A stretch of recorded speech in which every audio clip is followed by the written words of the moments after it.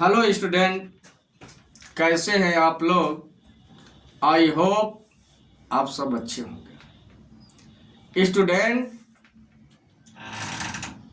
आज हम लोग कक्षा 12 भौतिक विज्ञान के यूपी बोर्ड 2025 में आने वाले वेरी मोस्ट इंपॉर्टेंट प्रश्नों में से आज एक प्रश्न का हम लोग पर्दाफाश करेंगे, बेसिकली कॉन्सेप्ट से भरा हुआ। स्टूडेंट, आज की हम लोगों की हेडिंग है प्रिज्म के अपवर्तनांक का सूत्र। इंग्लिश होगा formula for the refractive index of the prism. अब आप ध्यान दीजिए, सबसे पहले आप प्रिज्म के विषय में समझिएगा।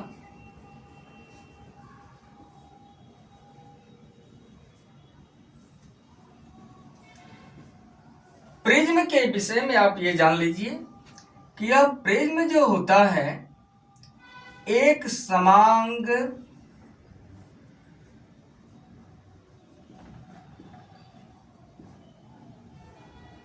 पारदर्शी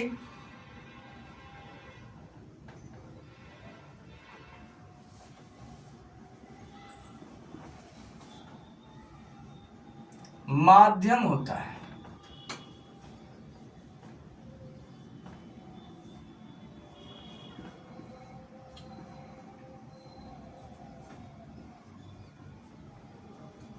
और प्रिज्म के निर्माण में दो पॉइंट का आप विशेष तौर से ध्यान दीजिएगा। यहां पे हम लिख दे रहे हैं निर्माण। एक तो आप जान लीजिए फर्स्ट पॉइंट, इसमें दो त्रिभुज होते हैं। और सेकंड पॉइंट पे आप नोट कर लीजिएगा, इसमें तीन जो हैं आयत होते हैं। अब प्रिज्म का डिफिनेशन आपको समझ में आ गया होगा कि प्रिज्म एक समांग पारदर्शी माध्यम होता है जो दो त्रिभुजाकार और तीन आयताकार आकृति से घिरा होता है। उसी को क्या कहते हैं? प्रिज्म कहते हैं। डिफिनेशन में लिख दे रहा हूं कि प्रिज्म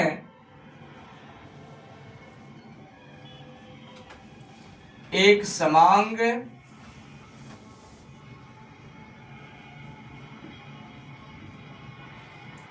पारदर्शी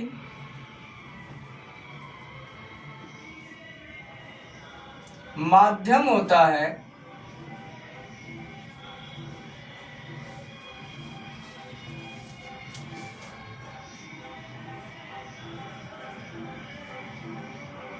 जो दो त्रिभुजाकार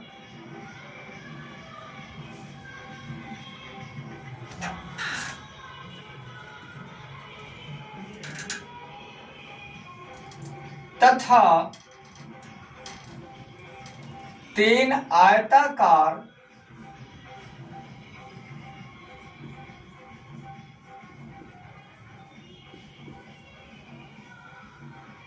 आकृति से या आकृतियों से घिरा होता है।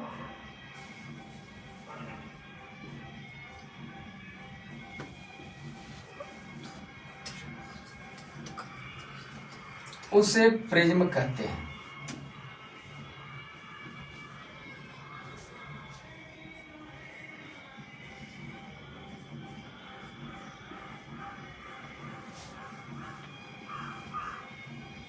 आपको ये समझ में आ गया होगा कि प्रिज्म एक समांग पारदर्शी माध्यम होता है जो दो त्रिभुजाकार तथा तीन आयताकार आकृतियों से घिरा होता है। उसी को आप क्या कहेंगे? प्रिज्म कहते हैं। यहां तक आपको समझ में आ गया होगा। अब इसके बाद एक पॉइंट और इस प्रिज्म से आप समझ लीजिए। इसके बाद हम लोग निगमन की तरफ बढ़ेंगे।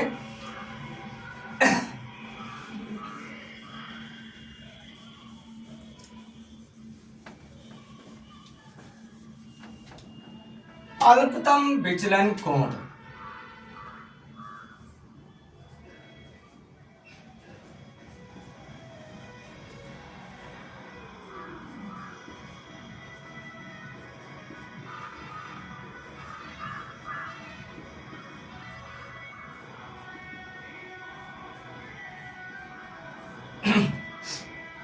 अब ध्यान दीजिएगा, यह देख रहे हैं आपतित किरण है और यह किरण विरल माध्यम से सघन माध्यम में जा रही है तो अविलंब की ओर झुक जा रही है, और यहां से किरण फिर सघन से विरल में जा रही है तो अविलंब से दूर हट रही है। ये प्रोसेस आपको समझ में आया होगा। तो अब हम लोगों को डेफिनेशन लेना है अल्पतम विचलन कोण का।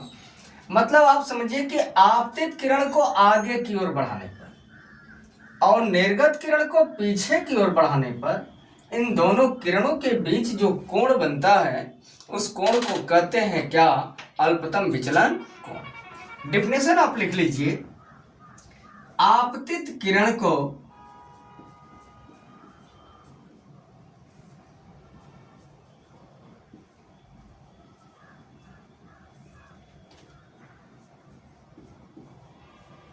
आगे की ओर बढ़ाने पर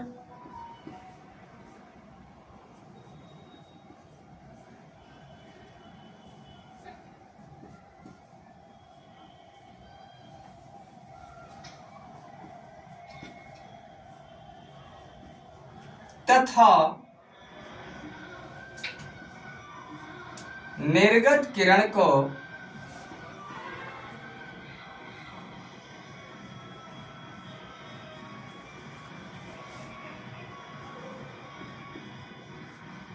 पीछे की ओर बढ़ाने पर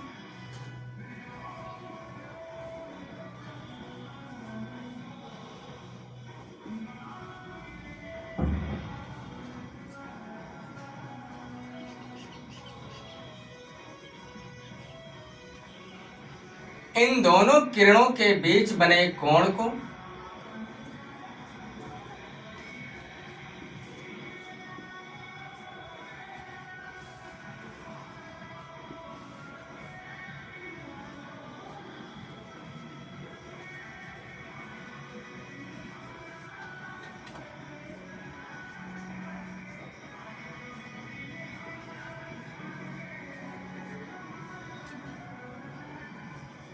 अल्पतम विचलन कोण कहते हैं।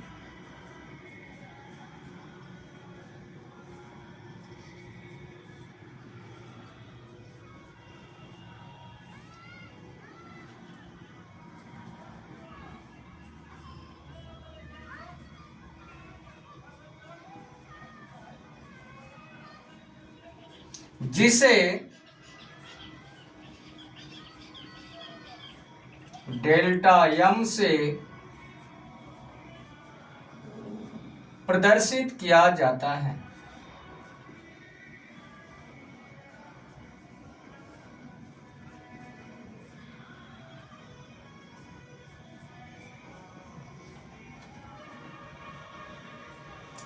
यह डेफिनेशन आपको समझ में आ गया होगा कि आपतित किरण को आगे की ओर बढ़ाने पर और निर्गत किरण को पीछे की ओर बढ़ाने पर इन दोनों किरणों के बीच में जो यह कोण बन रहा है उसी को कहते हैं बाबू अल्पतम विचलन कोण।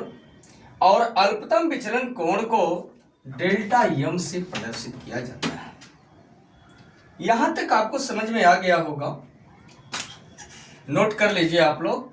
और इसके बाद हम लोग निगमन की तरफ बढ़ रहे हैं। प्रिज्म के अपवर्तनांक के सूत्र के मिटा दिया जाए।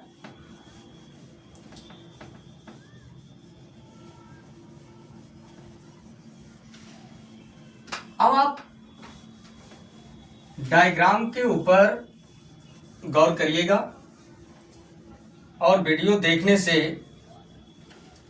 पहले आप अपने माइंड को बिल्कुल एकाग्र कर लीजिएगा, क्योंकि यह वीडियो यह निगमन आज जो है कि एकदम सिंपल लैंग्वेज में बेसिक कॉन्सेप्ट के साथ एक एक पॉइंट से भरा हुआ होगा। आप ध्यान दीजिए, लिखना होगा तो आप सीधा समझिए कि ए बी सी एक प्रिज्म है। आप सुनते रहिए, लिखते भी रहिएगा। ए बी सी एक प्रिज्म है जिसका प्रिज्म कोण कैपिटल ए है। अब ध्यान दीजिए, यह जो है समतल पृष्ठ है प्रिज्म की, किसी कोण पर झुके हुए। अब इस समतल पृष्ठ पर एक आपतित किरण ओपी आपतित हो रही है और प्रिज्म के जिस बिंदु पर जा करके यह किरण गिर रही है या मिल रही है, वहां पे आप एक अभिलंब QN खींच दीजिए। आप लोग को पता होगा प्रकाश के अपवर्तन का नियम, कि जब प्रकाश की किरण विरल माध्यम से सघन माध्यम में जाती है तो वह किरण अभिलंब की ओर झुक जाती है। देखिए, किरण का रास्ता ये होना चाहिए, लेकिन अपना मार्ग छोड़ करके अभिलंब की ओर झुक जाती है।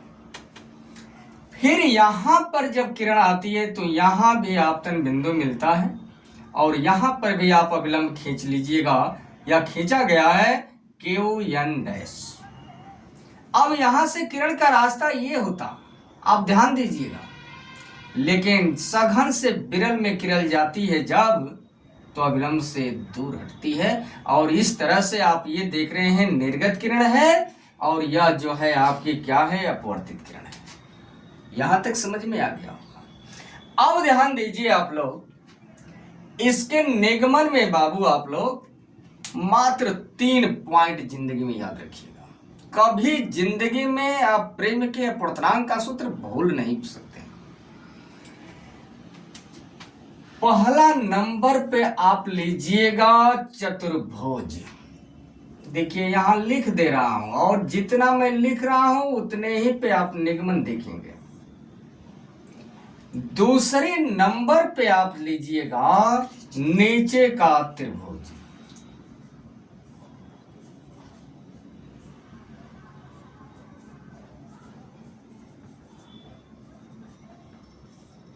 और तीसरे नंबर पे आप ले लीजिएगा ऊपर का त्रिभुज।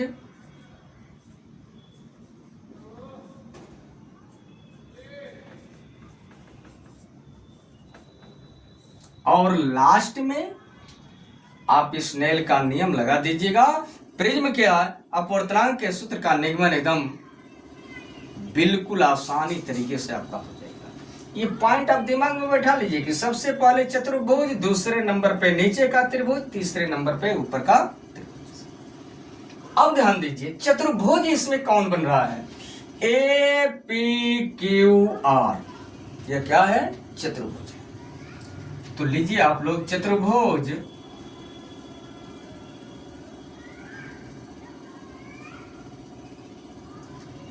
APQR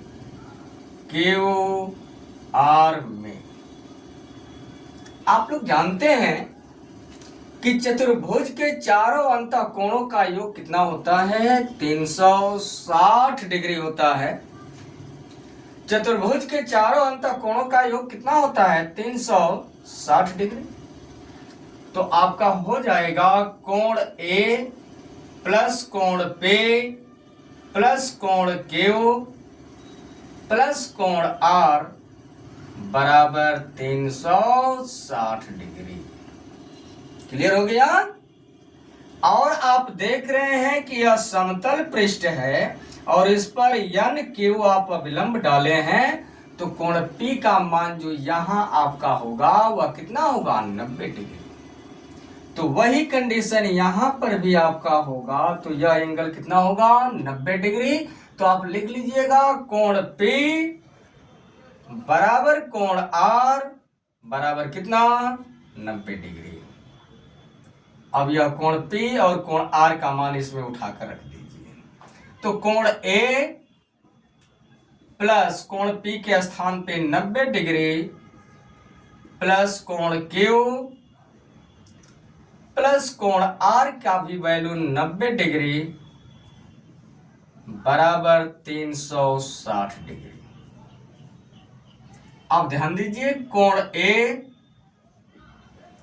प्लस कोण Q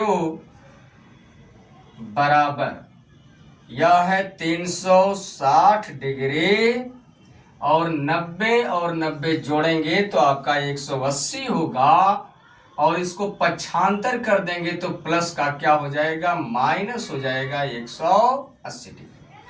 तो कोण A प्लस कोण Q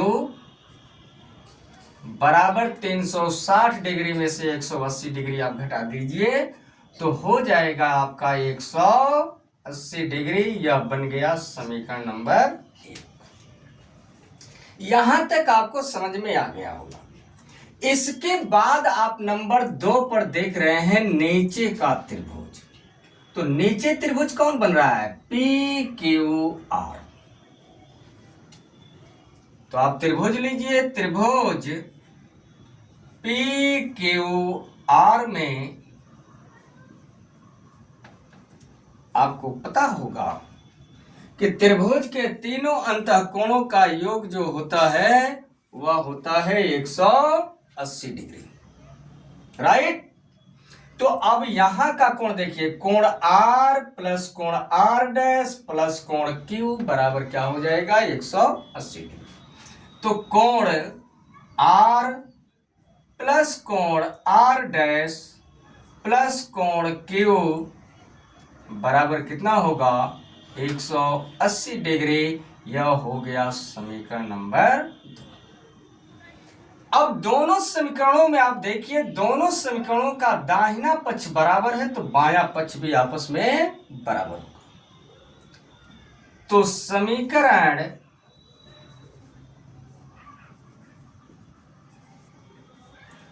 एक और 2 से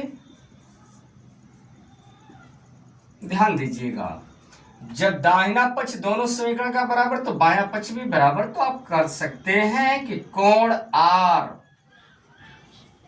प्लस कोण R डैश प्लस कोण Q बराबर कोण A प्लस कोण Q।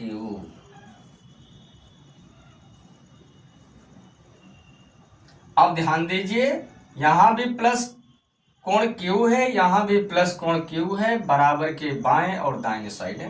तो ये क्या होंगे, कट जाएंगे और मिल गया कोण R प्लस कोण R डैश बराबर कोण A। इम्प्लाइज दैट आप इसको लिख सकते हैं R प्लस R डैश बराबर कैपिटल A। समीकरण नंबर हो गया यह। यहां तक तो कोई आपको दिक्कत हुआ ही नहीं होगा, नोट कर लीजिए आप लोग। इसके बाद हम लोग चल रहे हैं तीसरे नंबर पे, और तीसरे नंबर पे आपको मैं लिख दिया हूं इसीलिए कि आपको कहीं कंफ्यूजन मत हो। अब ये ऊपर का मिटा दे रहे हैं।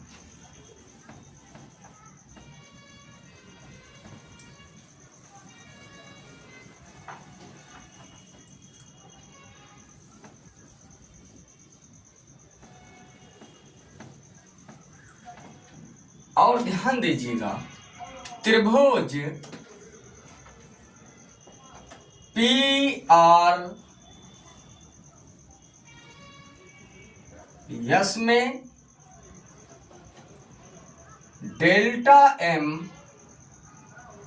बहिष्कोण है।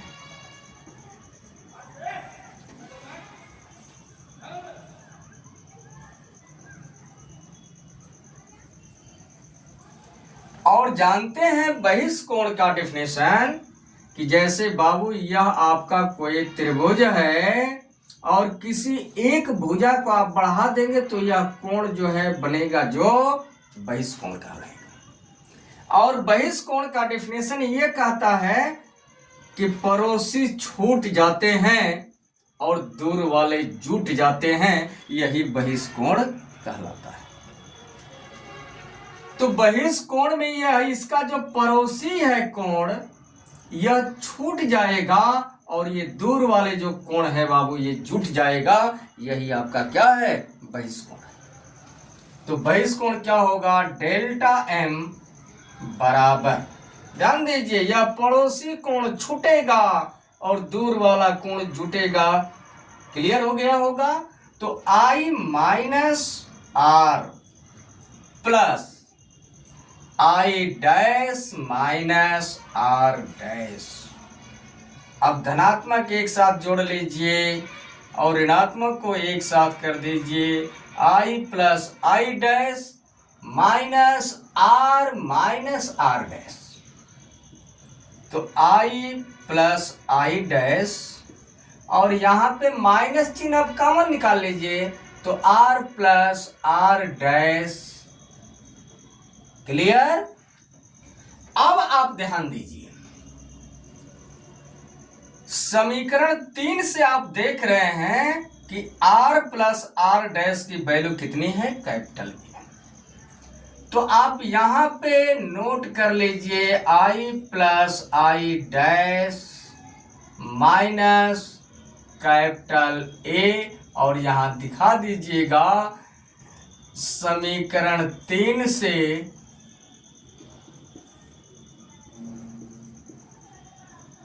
R प्लस आर डैश बराबर कैपिटल A रखने पर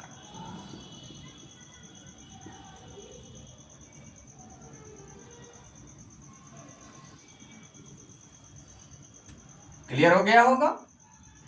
और इधर चल रहा है आपका डेल्टा M। अब इसको पक्षांतर कर दीजिए तो डेल्टा M बराबर हो जाएगा, देखिए पक्षांतर करेंगे A को तो माइनस है, इधर आएगा तो प्लस होगा और बराबर I प्लस आई डैश। ये आ गया समझ में। और इसको बना लीजिए आप लोग समीकरण नंबर 4। क्लियर हो गया। अब ध्यान दीजिएगा, अल्पतम विचलन की स्थिति में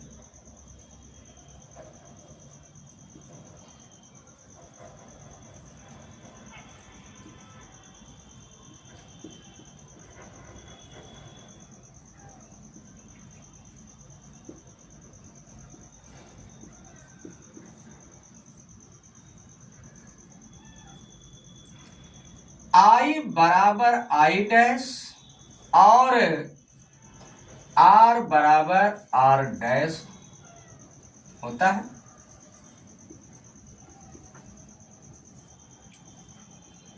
तब आप इस यहाँ पे फार्मूले पर पॉइंट करिए, इम्प्लाइज दैट समीकरण 4 से यहां 9 तो लिख दीजिए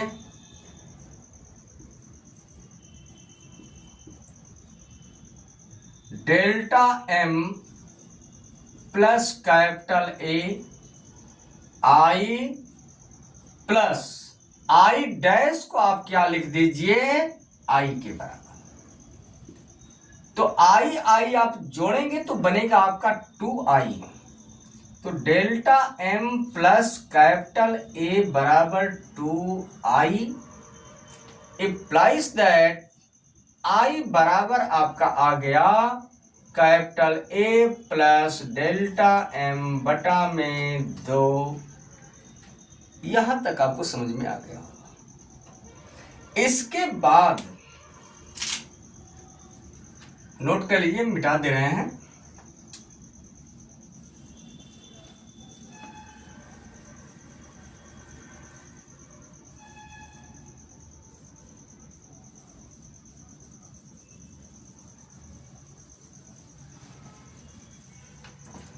अब समीकरण नंबर 2 से आप ध्यान दीजिए, समीकरण 2 से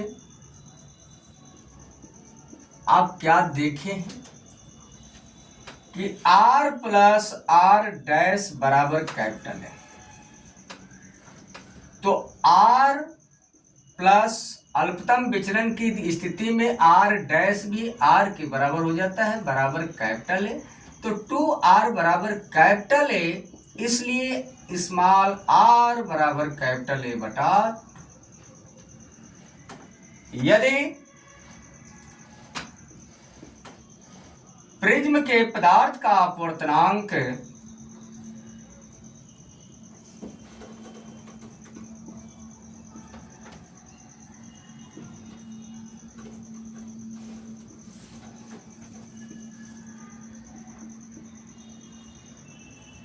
स्मॉल n हो तो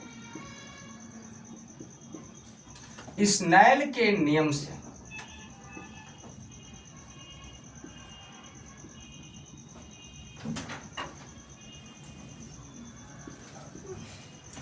और स्नेल का नियम आप पढ़ चुके हैं कि स्मॉल n बराबर जो होता है साइन आई बटा साइन आर। ध्यान दीजिएगा, आपके सामने आई का भी मान है और आपके सामने आर का भी मान है, तो होगा क्या, साइन आई की वैल्यू आप यहां से उठा कर रख लीजिए, तो a प्लस डेल्टा m बटा 2 बटा में साइन और r की वैल्यू आप यहां से लिख दीजिए a/2। तो यह निकल गया प्रिज्म के पदार्थ के अपवर्तनांक का सूत्र। और आप चाहें तो यहां लिख सकते हैं यही प्रिज्म के या यह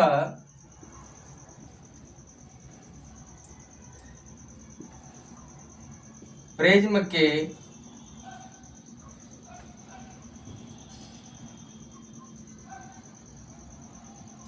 अपवर्तनांक का सूत्र है।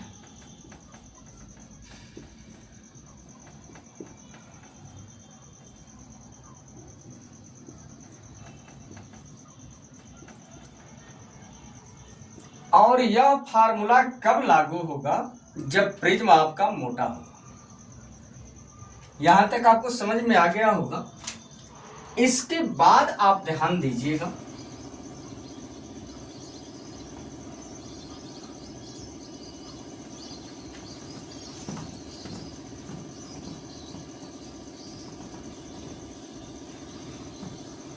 नोट में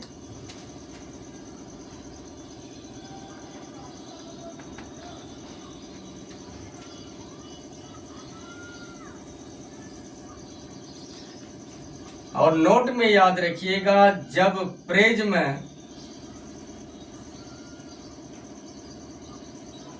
पतला हो तो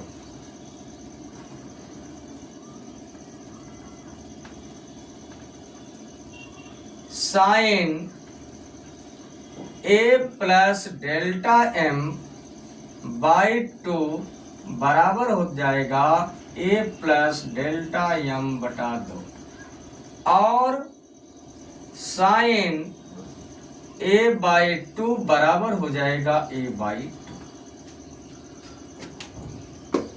अब आप ध्यान दीजिएगा, यही फार्मूला आपका सामने है कि n बराबर sign a plus delta m/2 और पूरे के बटा में हो जाएगा साइन a/2।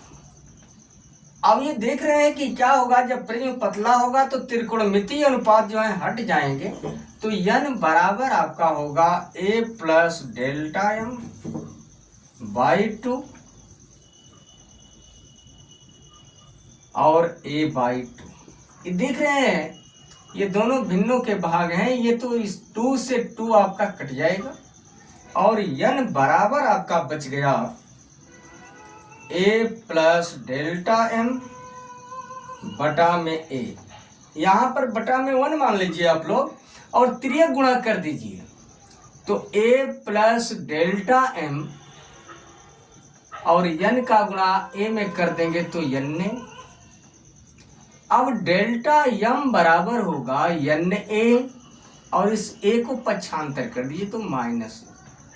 अब डेल्टा m बराबर a कॉमन निकाल दीजिएगा तो n-1 इंटू कैपिटल A।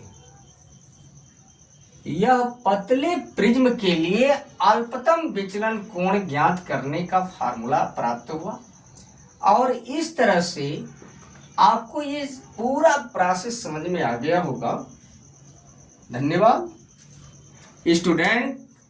यदि आप चैनल पर नए हैं तो चैनल को सब्सक्राइब करिए ताकि आपको नोटिफिकेशन सबसे पहले मिले। और चैनल को लाइक करिए, शेयर करिए और कमेंट में बताइए कि यह वीडियो आपके लिए कैसा रहा। धन्यवाद।